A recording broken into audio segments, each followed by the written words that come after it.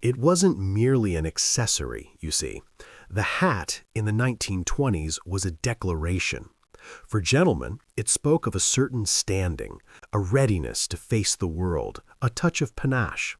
For ladies, it was an extension of their very being, a framing of their visage, a subtle whisper of their aspirations. And on a streetcar, that most communal of urban vessels, buffeted by the very breath of the city, the hat entered a realm of delicate, almost perilous negotiation.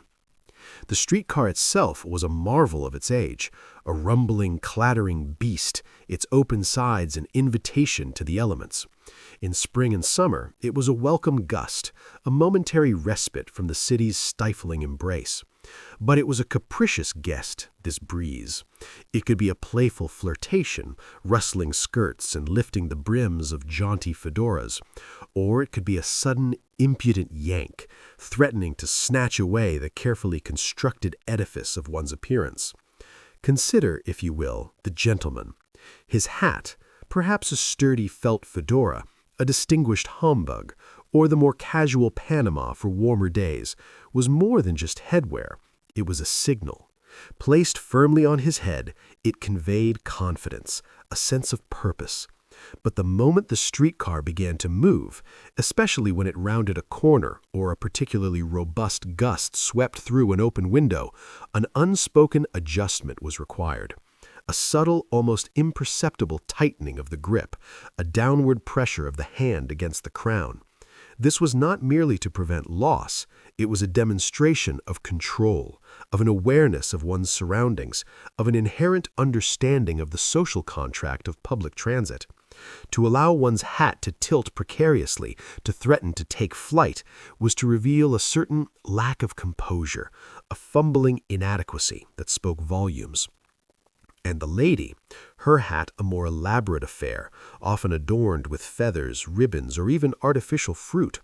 The cloche hat, snug and demure, was designed to resist the wind's advances, but its very tightness could be a source of anxiety. A sudden lurch of the car, a particularly strong gust swept through an open window, and the wearer might find herself in an awkward predicament. A gloved hand, dainty and purposeful, would rise to secure the brim, a swift, practiced motion that betrayed no panic. This action was a performance in miniature, a demonstration of grace under pressure, a silent reassurance to onlookers that all was, indeed, well. The speed and subtlety of this gesture were paramount. A flustered grab, a wide-eyed panic would draw unwanted attention, a social faux pas of the most egregious kind. The very act of entering and exiting the streetcar presented its own set of challenges.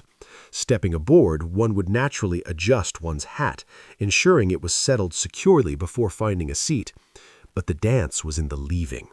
As one approached the exit, especially if the wind was picking up, the hand would hover, ready. A quick, decisive lift and resettle as one stepped down onto the pavement was the approved method. This prevented the indignity of a hat being ripped from one's head by a sudden gust as the doors slid open. It was a subtle ballet of anticipation and execution, a testament to the ingrained social reflexes of the era. The sleepless historian paused, his voice dropping even lower, a conspiratorial murmur.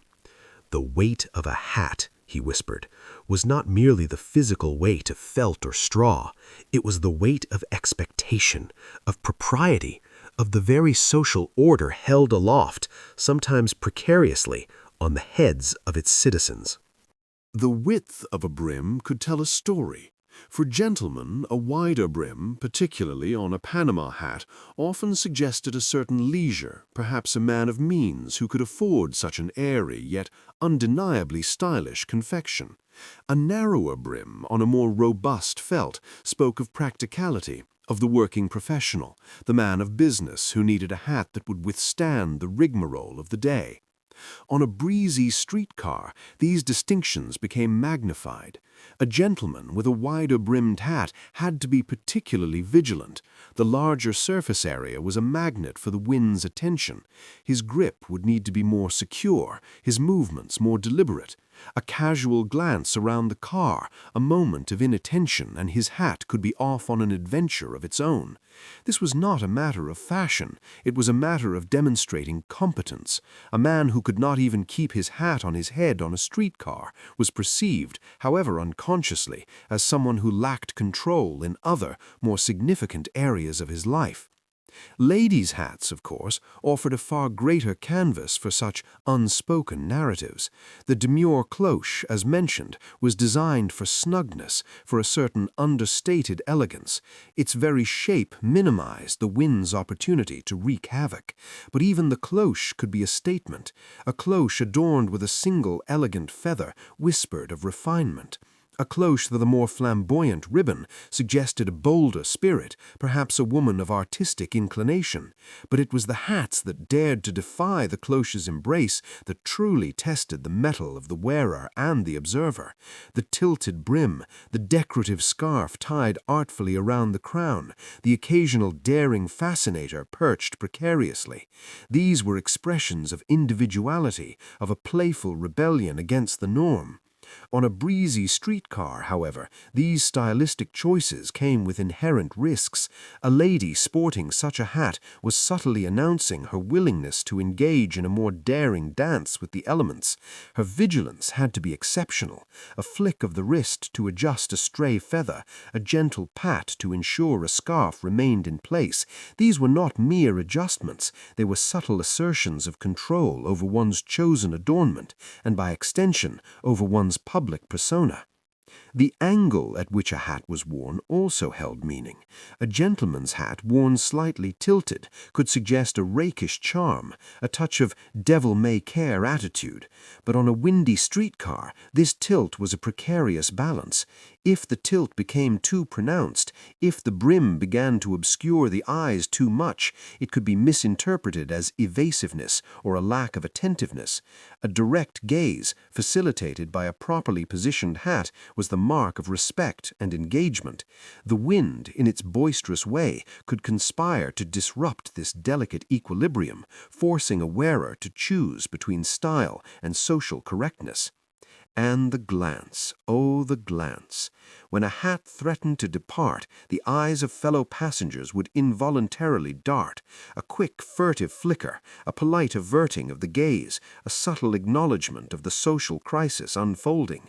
The wearer, if observant, would feel these glances even if they didn't directly meet anyone's eyes. This awareness would spur them to action, to a swift and graceful correction. The entire interaction, from the first whisper of a gust to the final securing of the hat, was a silent, intricate ballet of observation and reaction, played out in the open air of the moving streetcar. The sleepless historian's voice softened further, like leaves rustling in a gentle breeze. Each hat, he mused, was a character in a silent play, its brim a line delivered without words, its stability a testament to the actor's skill. The weather, that unpredictable maestro, was the ultimate arbiter of hat etiquette on the streetcar. A gentle breeze was one thing, a sudden, unannounced squall was another entirely. On such days, the streetcar transformed from a mundane mode of transport into a veritable arena of social maneuvering. Consider a blustery autumn afternoon. The wind, a boisterous, unwelcome guest, would snatch at anything not firmly secured. Gentlemen would find themselves holding their hats with a firmer grip, their knuckles perhaps whitening slightly, a subtle indicator of the effort involved. The customary tip of the hat to acknowledge a fellow passenger would be performed with extra care, the hat held close to the head, the brim angled downward to minimize its exposure. A full, sweeping gesture was simply out of the question. It risked an airborne hat and a subsequent public humiliation. For ladies, these were moments of heightened anxiety. The delicate veils that sometimes adorned their hats, intended to add an air of mystery, became liabilities, prone to being snagged and pulled askew by the wind. A woman wearing a hat with significant adornment, feathers, flowers, perhaps even a decorative bird, would find herself constantly assessing the wind's whims. A rapid adjustment, a subtle tucking of a stray feather, a quick pat to secure a ribbon, all performed with practiced, almost unconscious grace, was essential. The fear of losing a precious adornment was secondary to the fear of appearing flustered or unkempt. The open windows of the streetcar, so inviting on a mild day, became treacherous apertures on a blustery one. A sudden blast of wind through an open window could be devastating. Passengers would instinctively lean away, some even shielding their hats with their arms, a momentary lapse in decorum born of necessity. The collective held breath of the passengers, a shared anticipation of a potential hat disaster, was palpable. The streetcar conductor, a stoic figure accustomed to the ebb and flow of urban life, would often observe these miniature dramas with a practiced, impassive gaze. He had seen countless hats surrender to the wind, countless passengers grapple with their unruly headwear. He offered no overt assistance, for that would be an infringement of social boundaries. His role was to operate the vehicle, not to dictate the personal conduct of his passengers. Yet his very presence served as a silent reminder of the public nature of the space, a subtle pressure to maintain composure. The seating arrangement also played a role. Those seated near the open windows were as the forefront of the elemental battle. They might experience a greater number of gusts, necessitating more frequent adjustments. Those in the interior, further from the direct onslaught, enjoyed a relative peace, their hats less vulnerable. This created a subtle hierarchy of wind exposure, a fleeting spatial drama played out within the confines of the rattling car. The sleepless historian's voice was a barely audible murmur now, like the sigh of the wind itself.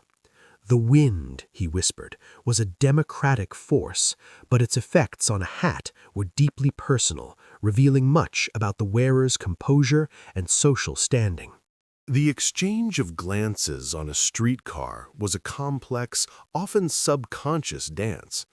On a breezy day, this dance became even more intricate, woven with threads of concern, amusement, and a shared understanding of unspoken rules. When a gentleman's hat began to shift, a subtle tilt that threatened to become more pronounced, the eyes of those nearby would instinctively flick towards him. This was not a malicious intrusion, it was a shared awareness of a potential social misstep. The glance was brief, polite, and almost always averted before the subject of the gaze could feel truly observed. It was a gentle nudge, a silent communication that said, "Be mindful." The gentleman, if he possessed the requisite social grace, would feel this subtle pressure. He would sense the collective awareness, the unspoken expectation. His response would be immediate and understated. A quick, firm hand on the crown, a slight adjustment, and the hat would be restored to its proper place. He would then perhaps offer a fleeting, almost imperceptible nod, a gesture of acknowledgement to the silent observers, a subtle, "Thank you for your understanding." This nod was not to individual passengers, but to the collective spirit of the streetcar, a recognition of the shared social space. For ladies, the exchange of glances was perhaps even more nuanced. A lady whose hat threatened to be dislodged might catch the eye of another woman, a fleeting moment of shared commiseration. This was not an invitation to conversation, but a silent acknowledgement of the perils of adornment in the face of elemental forces. A sympathetic smile, a knowing look, these were understood without a single word being spoken. The glance could also carry different connotations. A particularly audacious hat, perhaps adorned with a flamboyant feather, might elicit a glance of admiration or even a touch of envy from another passenger. Conversely, a hat that was clearly out of place, perhaps soiled or ill-fitting, might draw a glance of mild disapproval, a silent judgment on the wearer's taste or attention to detail. The angle of one's own gaze was also crucial. To stare openly at a person struggling with their hat was considered rude, an egregious breach of decorum.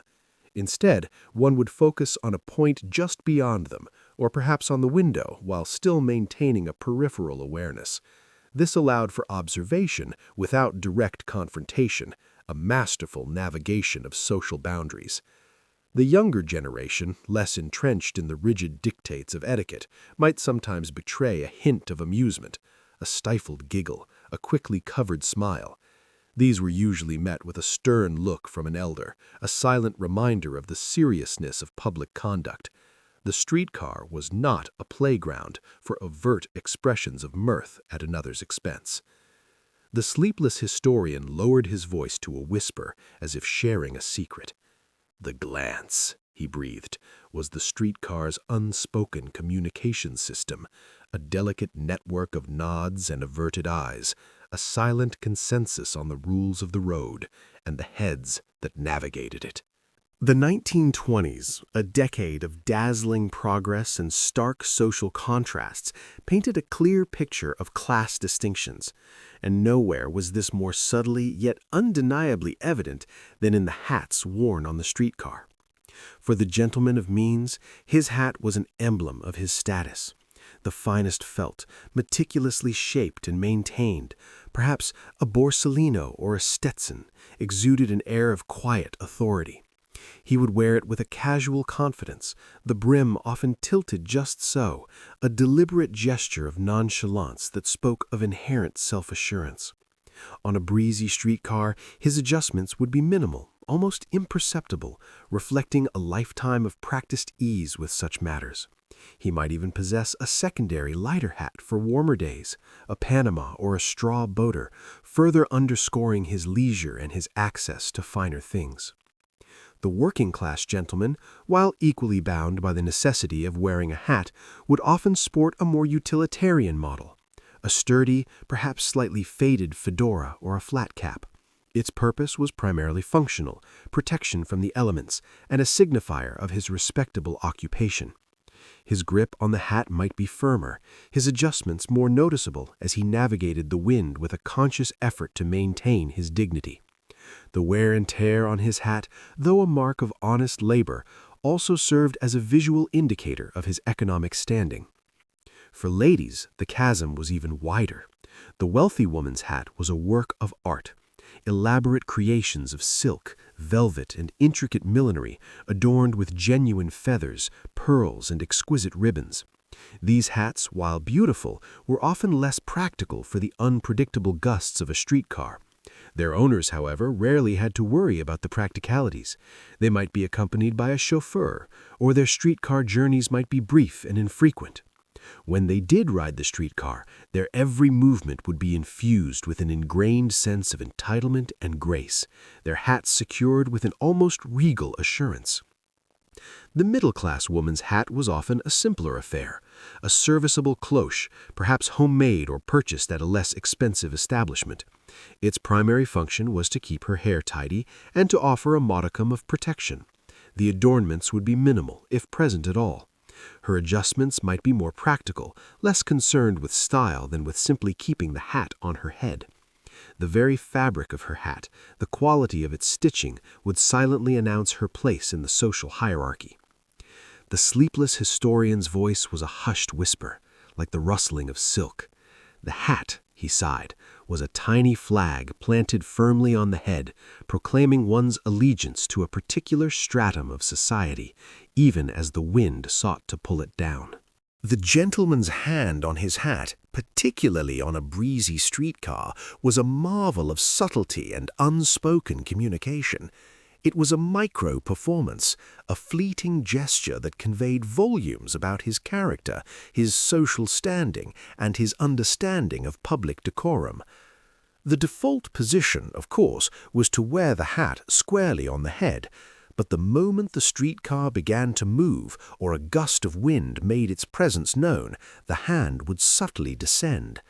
It was not a frantic grab, nor a possessive clench.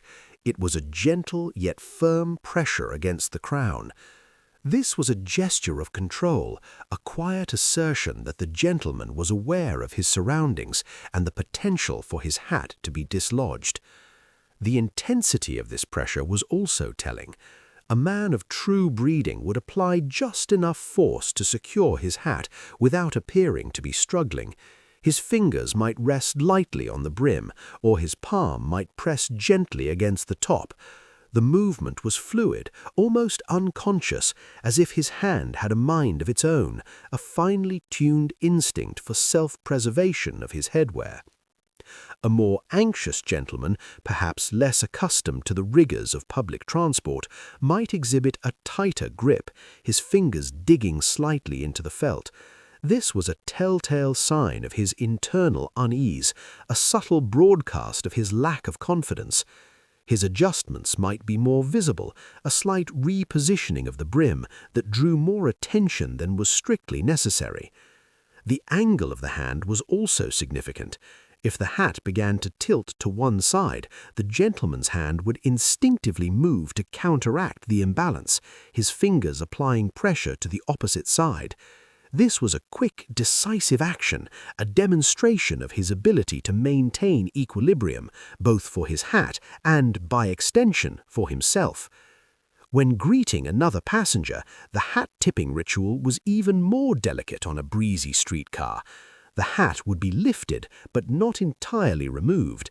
It would be held close to the head, perhaps tilted forward slightly to prevent it from being snatched by the wind. The gentleman's hand, having performed this brief courtesy, would then return to its subtle resting place on the crown, its job of securing the hat resumed. The absence of the hand was also noteworthy. A gentleman who could confidently ride a streetcar without his hand ever touching his hat, even on a breezy day, projected an almost unparalleled level of composure.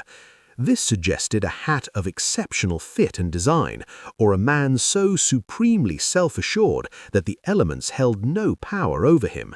Such individuals were rare, and their very presence commanded a silent respect. The sleepless historian's voice was a low hum, like a well-oiled engine. "The gentleman's hand," he whispered, "was a silent guardian, a subtle conductor orchestrating a symphony of composure on the often turbulent stage of the streetcar." The lady's interaction with her hat on a breezy streetcar was a study in grace and calculated action. Unlike the gentleman's more direct approach, her adjustments were often more nuanced, a series of delicate maneuvers designed to maintain both her hat and her composure. The cloche hat, with its snug fit, was the reigning queen of 1920s millinery, and on a streetcar its virtues were amplified. A lady wearing a cloche would still feel the wind, of course, but her primary response would be a subtle pressure of her fingertips at the temples or the back of her head, ensuring the hat remained firmly in place. This was a quiet, almost imperceptible reinforcement. For hats with wider brims or more elaborate adornments, the challenge intensified.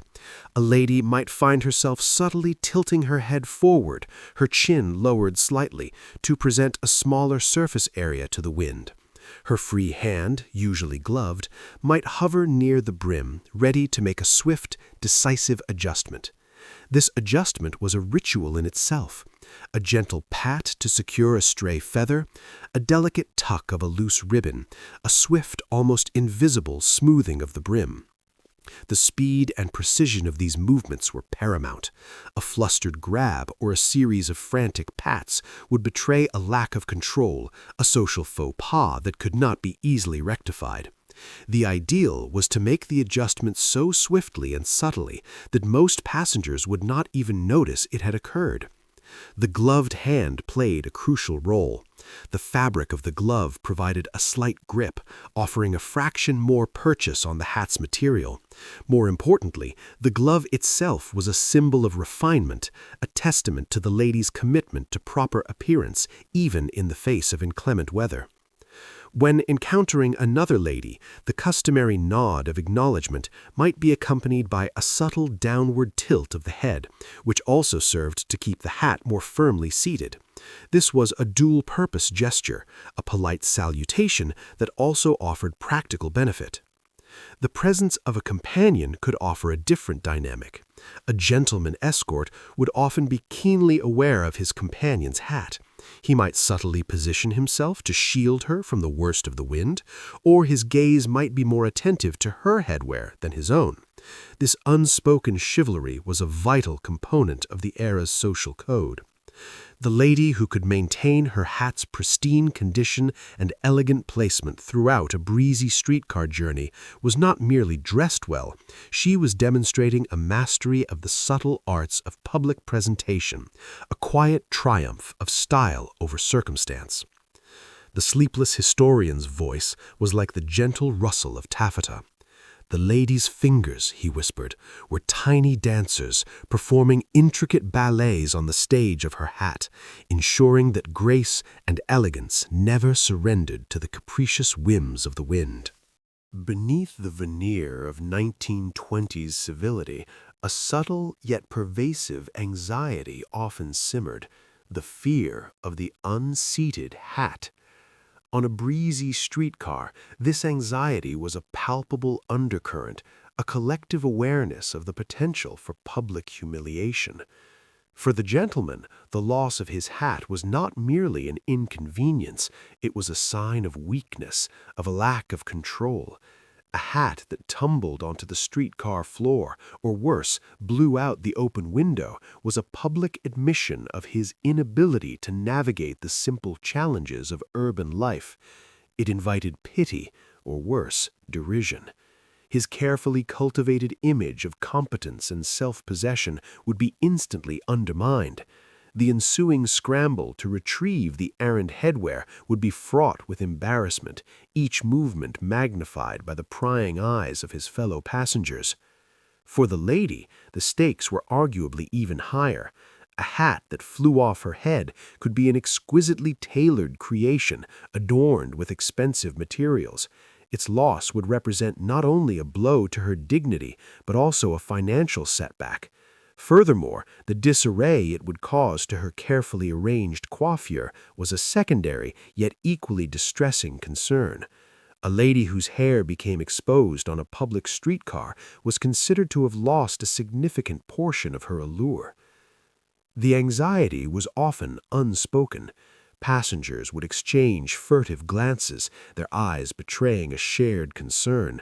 They would hold their own hats with a slightly tighter grip, their posture subtly stiffening as a particularly strong gust swept through the car. The collective tension would build and dissipate with each swaying motion of the streetcar and each whisper of the wind. This anxiety fostered a sense of shared experience, a subtle solidarity among passengers.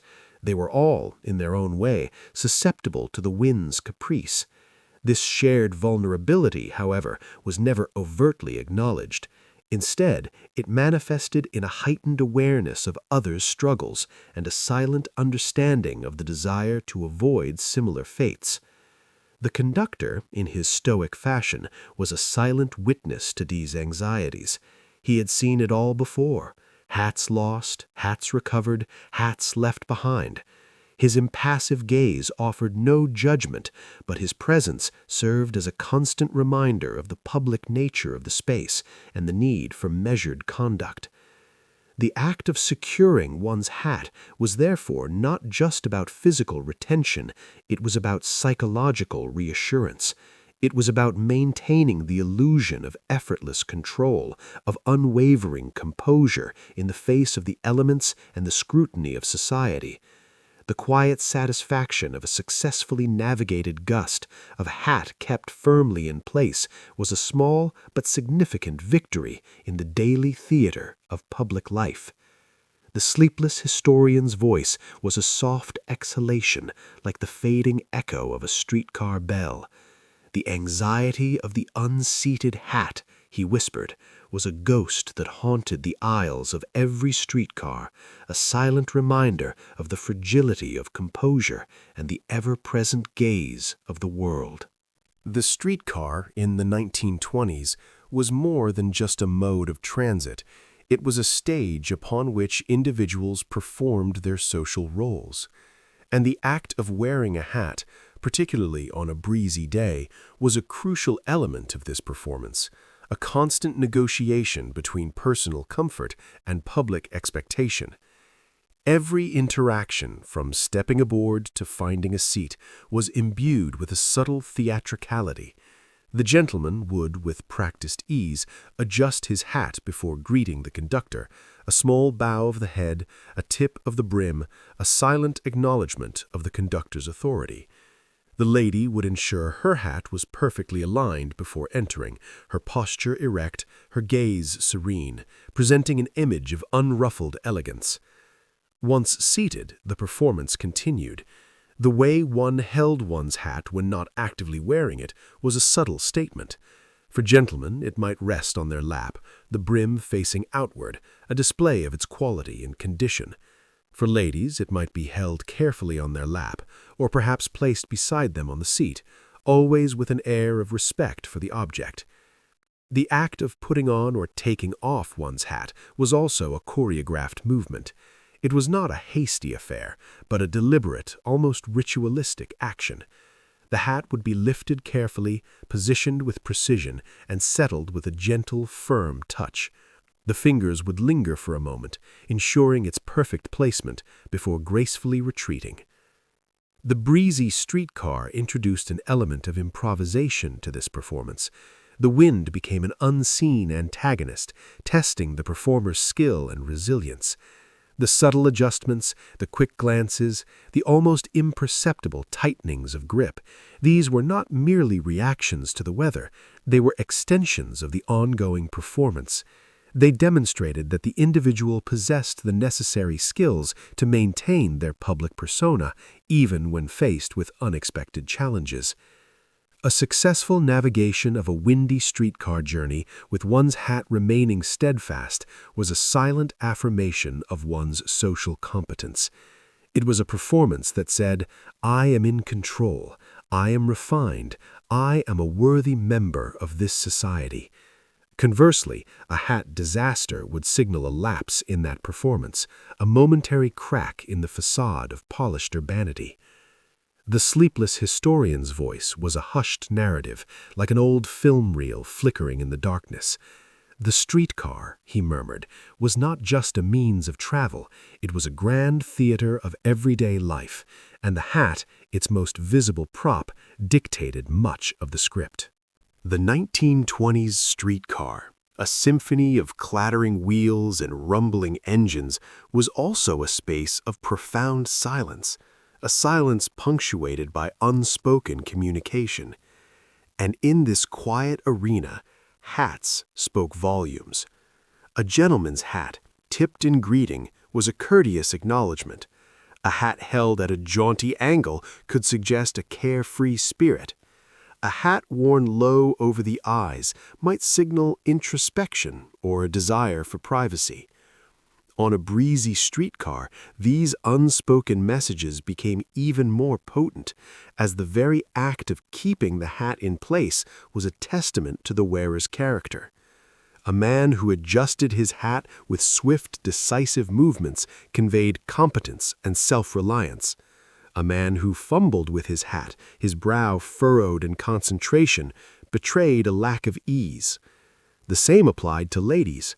A secure cloche, adjusted with a subtle flick of the wrist, spoke of quiet confidence. A hat with a precarious tilt, constantly needing adjustment, suggested a more nervous disposition. The color and style of a hat also held unspoken meanings. Darker, more somber hats often denoted seriousness or formality. Lighter, more brightly colored hats might suggest a more vivacious personality. On a streetcar, these choices, though personal, were observed and interpreted by others, contributing to the unspoken social tableau. When a gust of wind threatened to dislodge a hat, the collective glance of other passengers was a form of silent commentary. It was an acknowledgement of the shared social rules, a subtle reminder that everyone was aware of the potential for impropriety. The wearer's subsequent adjustment, if performed with grace, was a silent reaffirmation of their commitment to those rules. Even the way a hat was carried when not worn was communicative. A gentleman placing his hat carefully on his lap, his brim neatly aligned, suggested orderliness. A lady holding her hat protectively in her hands, her fingers interlaced, conveyed a sense of cherished possession. The sleepless historian, his voice was a gentle ebb and flow, like the rhythm of conversation in a hushed library. Hats, he whispered, were not merely worn, they were read, their silent narratives unfolding in the crowded, clattering space of the streetcar, understood by all, but articulated by none. The hats of the 1920s, especially those worn on a breezy streetcar, carried a significant emotional weight. They were not just accessories, they were extensions of the self, imbued with personal meaning and societal expectation. For a woman, her hat was often an embodiment of her aspirations. A beautifully crafted hat, even if slightly impractical on a windy day, could represent a desire for elegance, for upward mobility, for a life of greater refinement. The effort to keep such a hat in place, despite the wind's challenges, was a reflection of her determination to maintain that image, to embody the aspirations it represented. The anxiety of potentially losing it was not just about the material loss, but about the potential loss of that carefully constructed persona. For a gentleman, his hat was often tied to his sense of professional identity and his role as a protector. A well-maintained hat signaled his responsibility, his readiness to face the world and provide for his family. The mental effort of ensuring his hat remained securely in place was a subtle, ongoing assertion of his capability and his commitment to his responsibilities. A lost hat could, in his mind, symbolize a failure to uphold these roles, a chipping away at his self-esteem. The act of adjusting a hat on a breezy streetcar was, therefore, not merely a physical action, it was an emotional act. It was about reaffirming one's identity, about projecting confidence, about maintaining a sense of order in a world that could often feel chaotic and unpredictable. The wind, in its untamed way, acted as a constant test of this emotional fortitude. The shared experience of navigating these elements also fostered a subtle emotional connection. The fleeting glances of concern, the silent nods of understanding, the collective held breath when a hat teetered. These moments created a shared sense of vulnerability and resilience. It was a subtle reminder that even in the anonymity of public transport, humans were, at their core, seeking connection and reassurance. The sleepless historian's voice softened to a sigh, like the gentle breeze itself. The emotional weight of a hat, he whispered, was the invisible thread that connected the wearer to their aspirations, their responsibilities, and their place in the intricate tapestry of society. The tilted brim, a simple phrase, yet on a breezy streetcar in the 1920s, it encompassed a microdrama of considerable social consequence. It was the edge between confident style and potential disaster, a constant negotiation of balance and propriety. For a gentleman, a slight tilt could signify a rakish charm, a touch of individuality. But on a windy streetcar, that tilt was a precarious proposition. The slightest lurch of the vehicle, the sudden intrusion of a strong gust, and the brim could become more than just a stylish angle. It could become a dangerous lever, poised to catch the wind and propel the hat from its perch. The gentleman's hand, resting subtly beneath, was the silent guardian, ready to counteract any errant tilt. His vigilance was a demonstration of his control, his awareness, his very being in command of his own appearance. For a lady, especially one sporting a hat with a more pronounced brim, the tilted brim was an even greater challenge. It was a daring statement, an invitation to engage with fashion's more adventurous side. But on a streetcar, that invitation came with a price, heightened vigilance. Her adjustments were often more frequent, more delicate, a swift, almost imperceptible pat to the brim, a slight repositioning of her head. These were the subtle movements that kept her daring statement intact. The fear was not just of losing the hat, but of its tilt becoming so pronounced that it obscured her vision, or worse, drew the disapproving gaze of her fellow passengers for appearing carelessly adorned. The tilted brim was also a form of silent communication. A gentleman's hat tilted slightly forward might suggest a thoughtful demeanor, perhaps contemplating a weighty matter. A lady's hat tilted to one side could convey a sense of playful intrigue, but on the windy streetcar, these subtle messages were always at risk of being overridden by the more urgent, unspoken message of potential loss. The successful navigation of a tilted brim was a testament to the wearer's mastery of both style and circumstance. The sleepless historian's voice was a quiet reflection, like the glint of sun on a brass railing. The tilted brim, he murmured, was a tightrope walk of style and stability, a daily challenge faced by those who dared to add a touch of flair to the otherwise practical journey. While the focus was often on the secure placement of a hat, there was a subtler yet equally present anxiety, the fear of appearing unadorned, of being hatless on a breezy streetcar. In the 1920s, for many, this was a transgression, a signal of incompleteness or even neglect. For gentlemen, the absence of a hat, especially on a crisp morning or a blustery afternoon, could suggest a lack of preparedness, a casualness that bordered on disrespect. It implied that he was either forgetful or perhaps of a lower social standing, where such formalities were deemed less important. On a streetcar, where public appearances were paramount, this lack of headwear could be interpreted as a social misstep, an indication that he was not fully participating in the accepted norms of public carriage. For ladies, the situation was even more pronounced. A bare head on a streetcar was almost unthinkable for many. A woman's hair was her crowning glory, but the hat was the frame, the protective layer that completed the ensemble. To ride without one was to appear exposed, vulnerable, and perhaps even a little scandalous. It suggested a lack of effort, a disregard for the conventions of feminine presentation.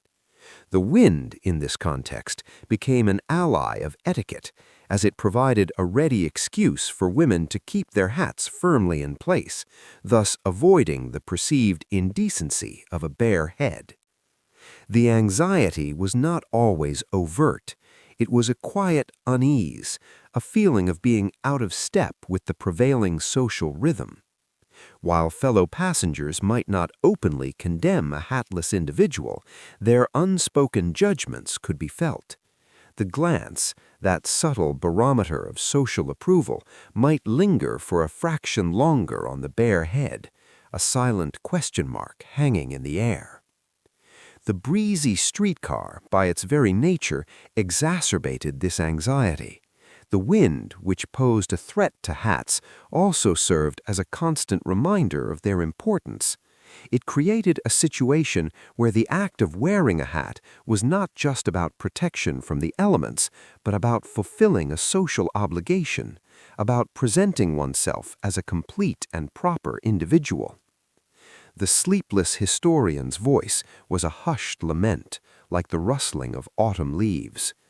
The anxiety of the unadorned, he whispered, was a silent testament to the power of fashion and convention, a gentle reminder that sometimes the greatest fear was not of losing something, but of not having it at all. The humble streetcar, in its rattling, open-sided glory, served as a unique crucible for the intricate social etiquette of the 1920s.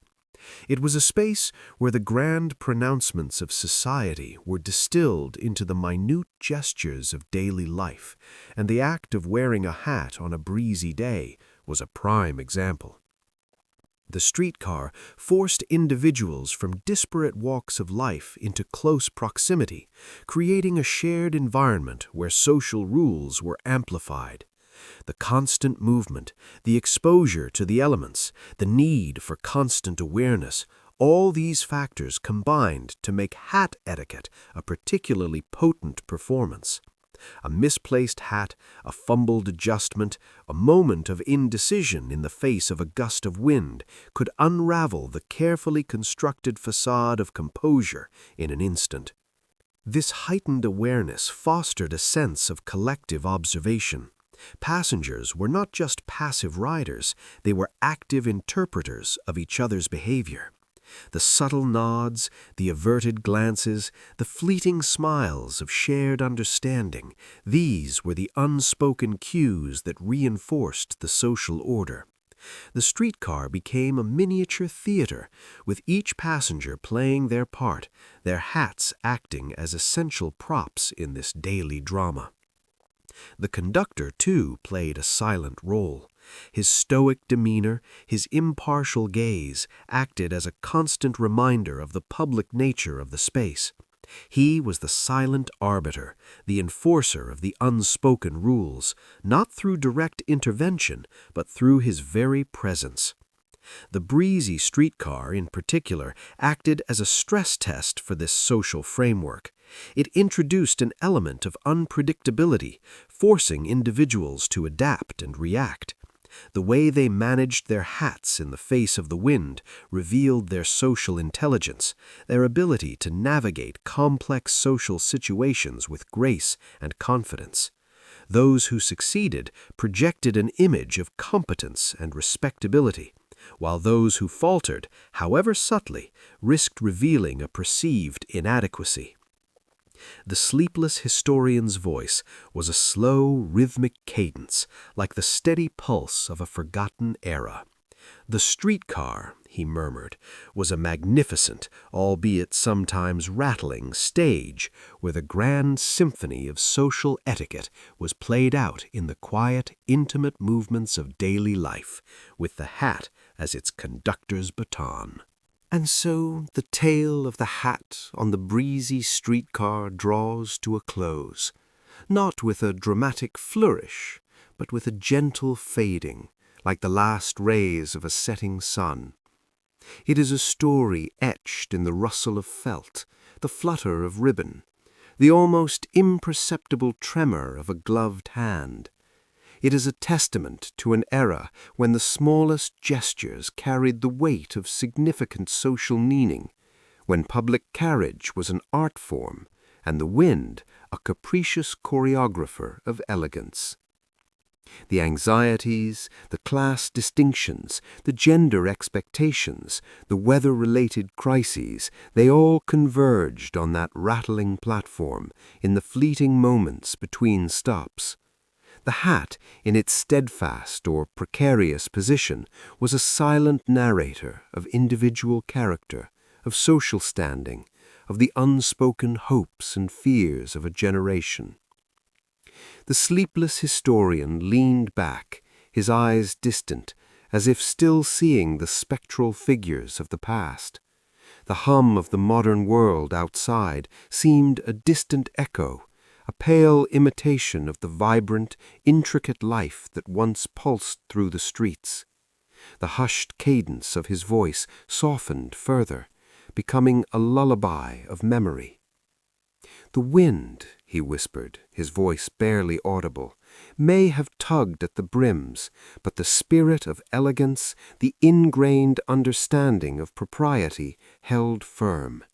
The hats may be gone, their stories relegated to the dusty archives of history, but their echoes linger.